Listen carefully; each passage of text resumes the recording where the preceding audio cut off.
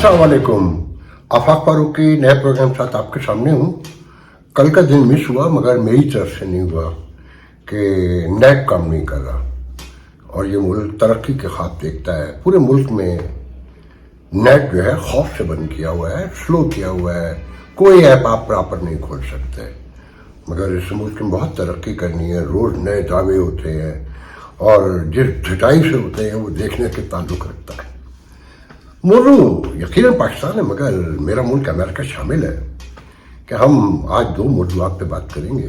एक जो major general साहब ने प्रेस कॉन्फ्रेंस किया ISPR के एक स्पोक्स पर्सन है, और कामला हैरिस की नॉमिनेशन पर कि फाइनली एज यू नो कि परसेप्शन कि उन्होंने जाना था बाइडन ने, उनकी कामयाबी के कितने चांसेस हैं, कामला हैरिस के नाकामी के कितने चांसेस हैं और उसका इम्पैक्ट पाकिस्तान पे क्या पड़ने वाला है, उस पर गुफ्तगू करेंगे।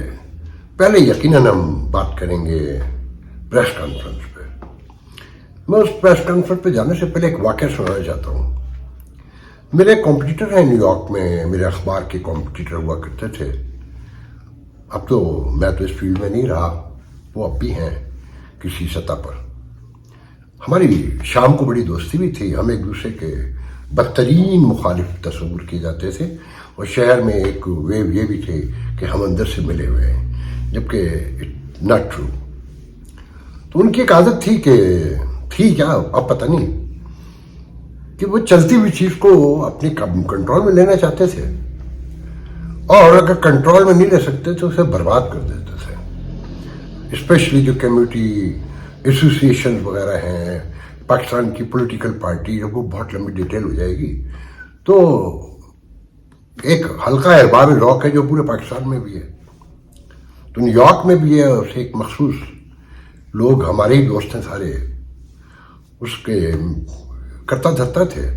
तो उन्हें वो पसंद नहीं था कि वो ज़्यादा किसी को पूछते नहीं थे, अखबार वालों को। इंटेलेक्चुअल पढ़े लिखे लोग अपने पैमाने पर अपने वतन की याद में उर्दू लिटरेचर ये वो, बहरहाल उन्होंने हमेशा की तरह उसमें एक दरार डाली और एक नया ग्रुप बना दिया। जब वो नया ग्रुप बना, हल्का अहबाब रॉक को एक और नाम दिया उन्होंने, उसमें कोई तब्दीली करके। जब उसकी पहली तकरीब हुई तो मैं मधु था वहाँ। जब मैं वहाँ पहुँचा तो सारे मेरे यार दोस्त ही तकरीबन, हाय हेलो सबसे।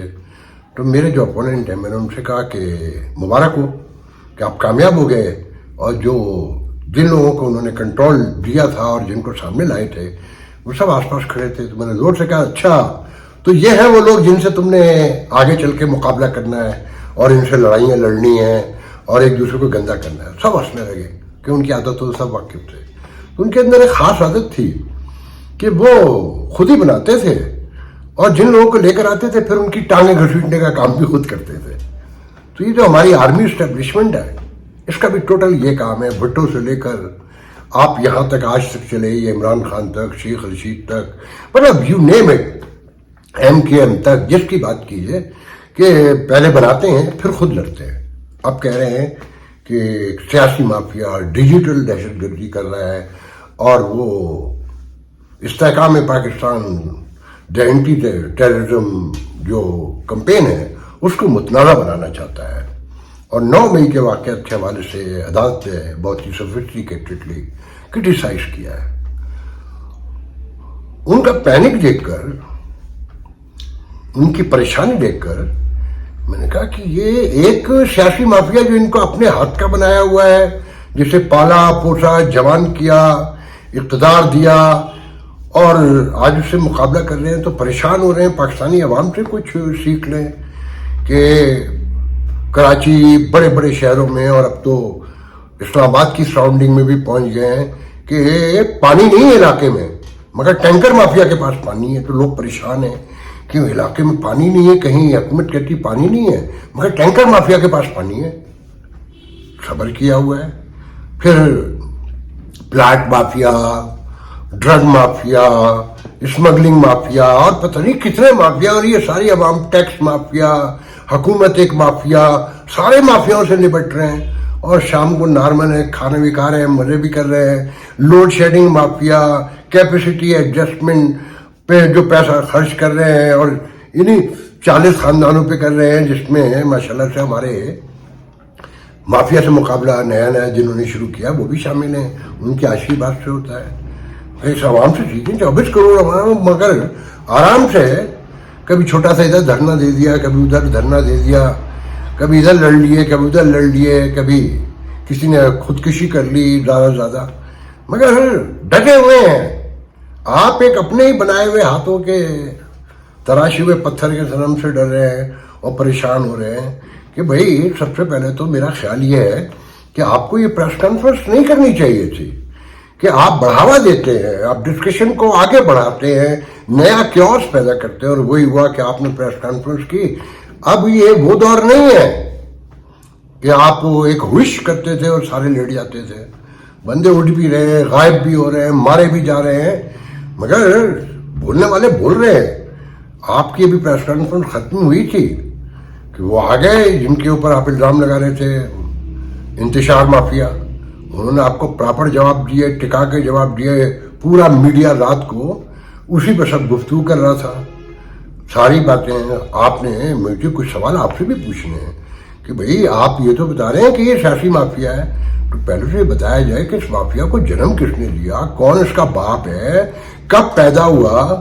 اور آپ نے یہ بھی بتایا کہ جناب وہ دھرنا اس لیے ہو رہا ہے بارڈر پہ کہ وہ کہہ رہے ہیں اسمگلنگ کرنے دیں. بھئی 77 سال سے ہو رہی تھی. آپ کہتے ہیں عمر ایوب نے کہا نا کہ 35,000 پہ فی ٹرک ہوتا ہے. وہ پیسے کون لیتا ہے؟ بتائیں نا پبلک کو کہ ڈیزل ایران سے آ رہا ہے، برسوں سے آ رہا ہے، پوری اکانومی تباہ کر دی اس نے، مگر وہ آ رہا ہے کس کی نگرانی میں آ رہا ہے؟ بتائیں نا سب کو یہ. تو جو مافیاؤں کے باپ ہیں اور جہاں سے مافیا شروع ہوتا ہے اس کے بارے میں کوئی نہیں بول رہا. بھائی اس کے بارے میں بھی لوگ پوچھنا چاہتے ہیں. 2014 کا دھرنا کس نے دلوایا تھا؟ وہ مولوی محترم جناب جو رضوی صاحب چلے گئے، ان کا دھرنا کس نے دلوایا تھا؟ اب آپ کہتے ہیں کہ جناب یہاں تو لوگ باتیں کرتے ہیں، اسپیکولیشنز کرتے ہیں کہ ان کا بیٹا جو ہے سعد رضوی لے کے دھرنا پہنچ گیا. ویسے تو آپ کسی کو گھسنے نہیں دیتے، مگر وہ بیٹھ گیا. تو آپ ٹھیک ہے، آپ کی ہم بات مان لیتے ہیں کہ آپ کا انوالومنٹ نہیں ہوگی، مگر اتنے واقعات ہیں کہ لوگوں کو یقین نہیں آتا. میں نے تو کر لیا آپ کی بات پہ یقین، مگر عام آدمی کو اس بات پہ یقین نہیں ہے. مثال کے طور پہ کراچی سے لے کر جہاں تک چلے جائیے، جتنی بڑی اس ملک کے مافیا ہیں ان کے ساتھ آپ لوگوں کی تصویر نظر آ جاتی ہیں. وہ اسٹاک ایکسچینج مافیا ہو، وہ ہاؤسنگ مافیا ہو، وہ ڈرگ مافیا ہو. مطلب کون سا ایسا مافیا ہے جس سے آپ کا تعلق نہیں ہے؟ آپ ایک مافیا کو رو رہے ہیں، وہ آپ کے خلاف ہو گیا ہے اور وہ ڈٹا ہوا ہے، اور اس نے تو یہ بھی مان لیا کہ ہاں میں نے کہا تھا جی ایچ کے اوپر جا کر پرامن مظاہرہ کریں. یہ تو کہا جا رہا ہے نا. اچھا، اس میں اپنے ناظرین کو یہ بتانا چاہتا ہوں کہ 2020 کے امریکہ میں الیکشن سے پہلے، کچھ دن پہلے کی بات ہے، سپریم کورٹ کا ایک فیصلہ، مجھے ڈیٹیل اب یاد نہیں ہے، میرے یوٹیوب کے اس میں ایک پروگرام پڑا ہوا بھی ہے کہ سپریم کورٹ کا ایک فیصلہ ہے ڈونلڈ ٹرمپ کے حوالے سے کہ جو پاپولر لیڈر ہے وہ کچھ بھی کہہ سکتا ہے. پبلک اس کے مطلب نکال کے اگر آگ جلاؤ گھراؤ کراتی ہے تو لیڈر کا اس سے کوئی تعلق نہیں ہے. یہ امریکن سپریم کورٹ کا فیصلہ ہے. تو اگر خان صاحب نے یہ کہا تھا کہ جناب پرامن مظاہرہ کریں، اچھا اب کس کو نہیں پتا ہے؟ کون ہے ایسا جسے یہ نہیں پتا؟ آپ نہ مانیے کہ فارم 47 کے پیچھے کون ہے، 18 میں RTS کے پیچھے کون تھا، اس سے پہلے کون تھا. ایوب خان سے شروع کر لیتے ہیں، بھٹو کی پھانسی سے، جہاں سے شروع کریں. آپ پہلے مانیں کہ اس ملک کی سلامتی بقا کے حوالے سے کون زیادہ متنازع ہو چکا ہے اور کس کا زیادہ اہم کردار ہے. یہ دہشت گردی کہاں سے شروع ہوئی؟ مطلب ہمیں یہ جاننا ہے کہ ان کو کوئی سزا ملی جنہوں نے جیلیں توڑوا کر ان دہشت گردوں کو رہائی دلوائی، جو انہیں افغانستان سے لے کر آئے. مطلب ہر جگہ سے ثابت ہو چکا ہے کہ افغان طالبان اور تحریک طالبان پاکستان ایک ہیں، اور انہی کی پناہ میں آپ احتجاج کرتے ہیں، وہ کچھ بھی نہیں کرتے. 40 سال تک افغان طالبان کو کس نے پالا؟ اچھا طالبان برے طالبان کی اصطلاح کس نے دی؟ یہ سارے سوالات ہیں. लोग जानना चाहते हैं कि आर्मी पब्लिक स्कूल पर जिसमें 250 हमारे मासूम बच्चे मारे गए, उसकी जिम्मेदारी तहरीक तालिबान पाकिस्तान ने कबूल की और उनका तर्जुमान एहसानुल्लाह एहसान उसने तस्लीम किया, माना, वो अरेस्ट हुआ, वो रिहा होकर खामोशी से चला गया। पता चले ना कैसे रिहा हुआ, वो कौन सा ऐसा नेशनल इंटरेस्ट था जिसकी बुनियाद पर उसे रिहा किया गया। आप एक माफिया से डर गए, हम तो हर चीज से निपट रहे हैं, भुगत रहे हैं, खानदान पूरे के पूरे बर्बाद हो गए हैं। आज भी 4 बच्चे मरे हैं एक जगह डूब कर, कहीं 2 भाई सगे मर जाते हैं, कहीं 3 भाई मर जाते हैं, कहीं कुछ हो जाता है। मतलब पूरी सोसाइटी सीख पड़ी। ये कह सकते हैं कि अपने रवैयों पर सब गौर करें। अगर इस मुल्क को चलाना है, बचाना है, रोज कहते हैं कि सबको साथ बैठना होगा, टॉलरेंस से काम लेना होगा, और जो बड़ा होता है, ज़्यादा ताकतवर होता है, उसे ज़्यादा पेशेंस का, उसे ज़्यादा रहम का, सुलहजोई का मुजाहरा करना होता है। आप बड़े भाई हैं और बानी भी हैं, तो आपको चाहिए कि ये प्रेस कॉन्फ्रेंस ना करें, इससे आपका कद छोटा होता है, इससे आपके वक़ार में कमी आती है, उनको फ़ायदा होता है और इंतशार बढ़ जाता है कि और गंभीर हो जाता है। कशीदगी जो कम फील पहले वगैरह हो रही होती है, वो ज़्यादा फील होने लगती है।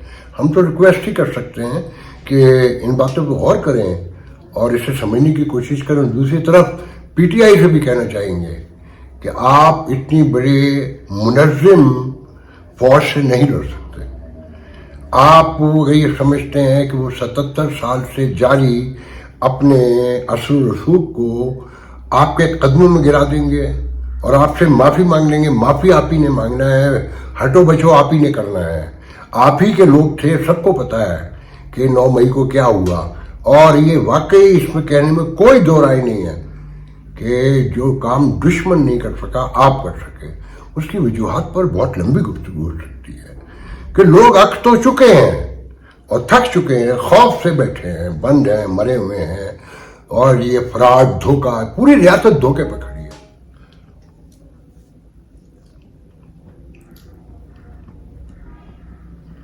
अब हम आते हैं अपने दूसरे मौजू की तरफ, अमेरिकन प्रेसिडेंशियल रेस और नई नॉमिनेशन डेमोक्रेट की वाइस प्रेसिडेंट मिस कमला हैरिस, जो कैलिफोर्निया की अटॉर्नी जनरल भी रही हैं। माँ इंडियन थी, बाप उनके प्योर ब्लैक अमेरिकन थे, और बड़ी इंटेलिजेंट खातून है, और बहुत बड़ा असुर नफूस जिसे कहते हैं वो है। बाइडन का जो सफ़र है पॉलिटिक्स का 49 ईयर, तो कांग्रेस से लेकर प्रेसिडेंसी तक है। उससे पहले वो पेंसिल्वेनिया में काउंसलर भी रहे, वहाँ से असल में शुरू होता है। फिर डेलीवर में आके वो कांग्रेसमैन बने 37 ईयर, फिर वो सेनेटर, सारा 8 साल वाइस प्रेसिडेंट, एक बार पहले भी प्राइमरी लड़ चुके थे।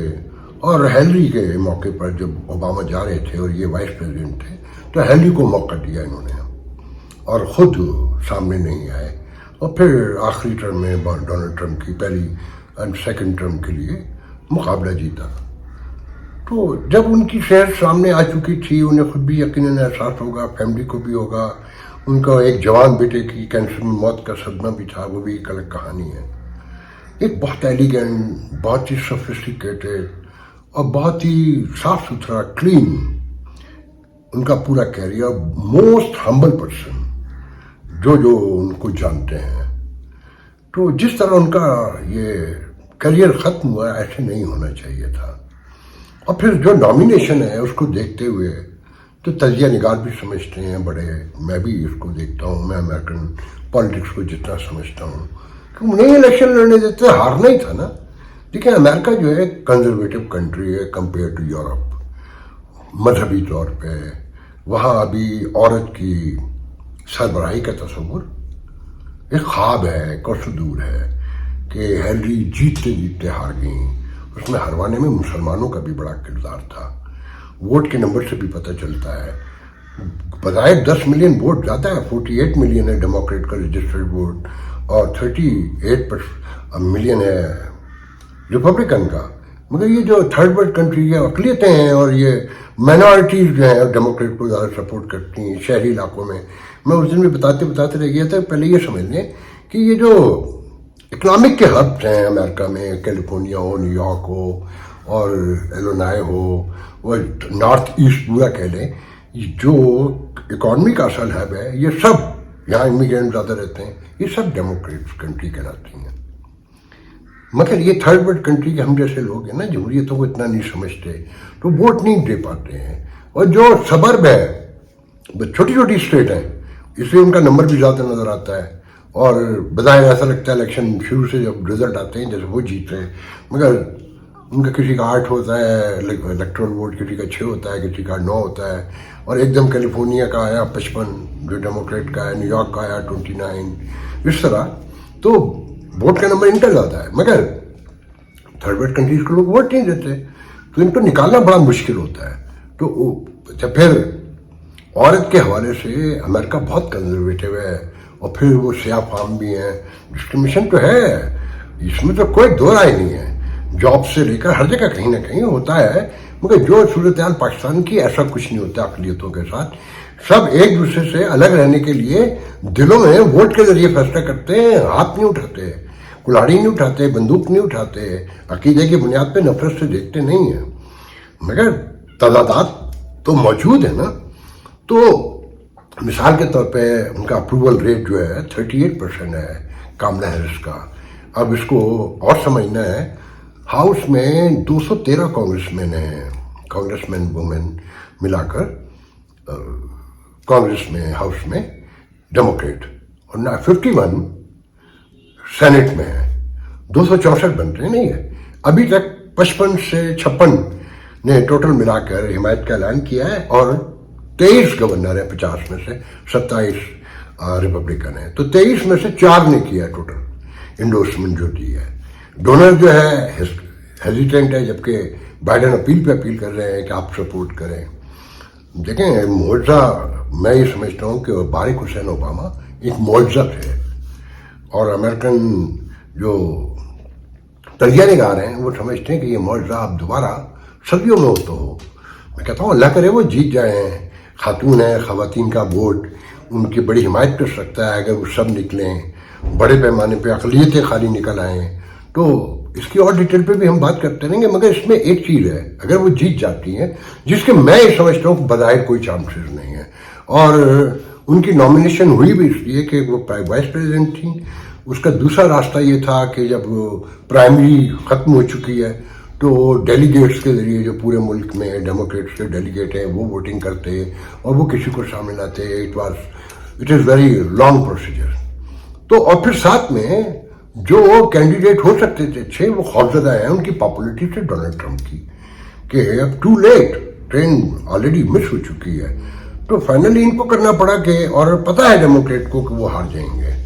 اب ان کے پاس کوئی راستہ نہیں ہے. لیٹ ہو گئی. کاش یہ فیصلہ پہلے کر لیا گیا ہوتا، ایلیجنسی بھی برقرار رہتی، اور سوال بھی نہیں اٹھنے، اور خاموشی سے تبدیلی بھی آ جاتی، اور ڈونلڈ ٹرمپ کو ہرانا آسان ہو جاتا.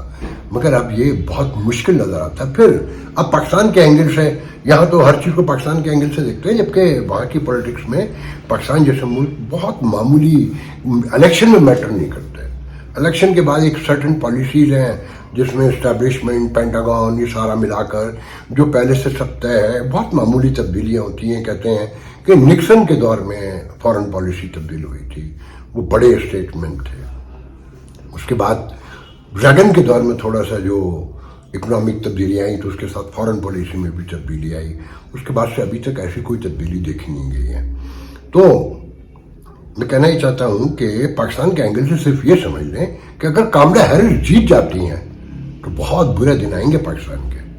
ایک تو ڈیموکریٹ ویسے ہی جعلی الیکشن، مارشل لا اور ہیومن رائٹس، وومن رائٹس اور مائنورٹی رائٹس کے حوالے سے بہت زیادہ کانشیس ہیں، ضرورت سے زیادہ. پھر کاملا ہیرس، ان کے گرد جتنے پاکستانی ہیں وہ اس وقت سب کے سب پاکستانی اسٹیبلشمنٹ کے خلاف ہیں. اور ابھی آپ نے سنا ہوگا کہ ڈونلڈ لو سے بریڈ شرمن کی ملاقات ہوئی، اور انہوں نے ڈونلڈ لو سے کہا کہ آپ پاکستان میں نئے الیکشن کی حمایت کریں، اور جو یہ سارا کچھ ہو رہا ہے اور سپریم کورٹ کے فیصلے سارے انگلش ہے، اس میں مطلب پی ٹی آئی کا جو ورژن ہے اسے بڑھاوا دیں کانگریس میں. اور ڈونلڈ لو अंडर सेक्रेटरी जिन पर साइफर का इल्ज़ाम लगाया जाता है, तो ब्रैश एमन किसके करीब है? डॉक्टर आसिफ महमूद के। आसिफ महमूद कौन है?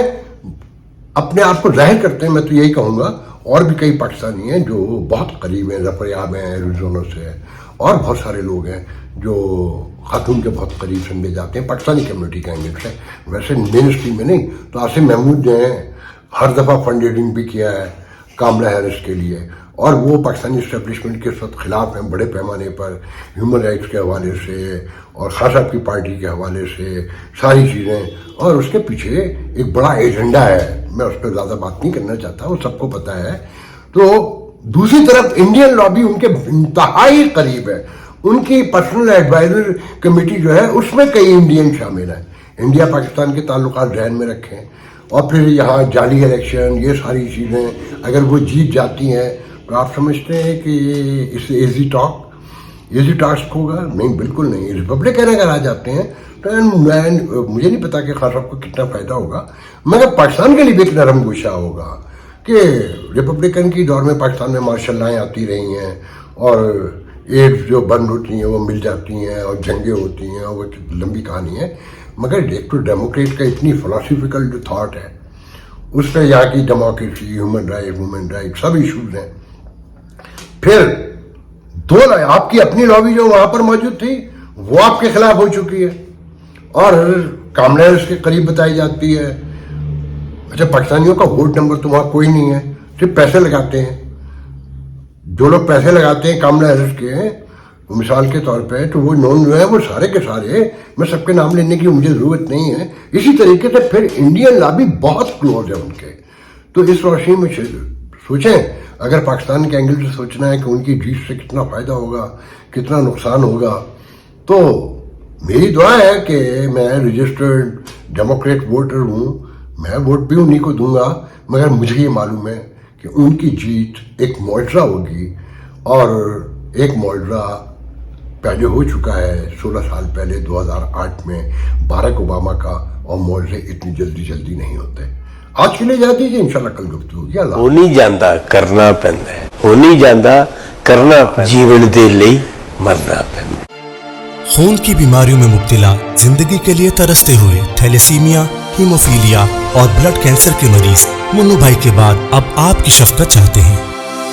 उन्होंने मुल्क के लिए बहुत कुछ किया, आइए हम भी उनकी सुंदर फाउंडेशन के लिए कुछ करें। तो मुन्नू भाई के मिशन को आगे बढ़ाएं। तो फिर आए आप भी अपनी ज़कात अतियात सुंदस फाउंडेशन को देकर बचाइए किसी बच्चे की जान। ये अली है, अली को थैलेसीमिया है। आज उसे अपनी सालगिरह पर ब्लड ट्रांसफ्यूजन के लिए आना पड़ा। सुंदस फाउंडेशन गुज़िश्ता कई सालों से थैलेसीमिया के शिकार हजारों बच्चों की जिंदगी में उम्मीद और खुशियों के रंग बिखेर रहा है। भी आप अपनी खैरात, ज़कात और अतियात सुंदस फाउंडेशन को भिजवाकर इन बच्चों की जिंदगी के टिमटिमाते चिरागों को रोशन रखें।